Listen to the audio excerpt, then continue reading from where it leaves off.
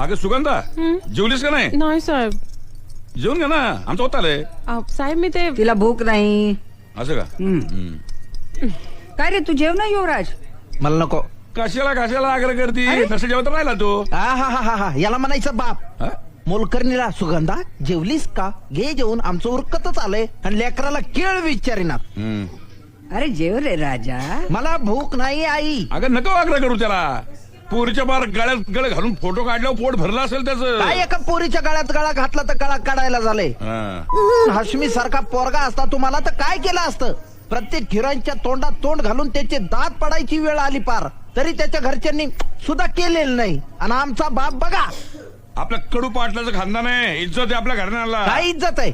काही इज्जत नाही बोडक्याची. कॉलेजमध्ये गेलं की पोरं कोरस मध्ये ओरडतात, आलं कडूचं पोरग, आलं कडूचं पोरग, आलं कडूचं पोरग. बोलणारच ते. दारू पिऊन फोटो काढायच्या पोरी बरोबर.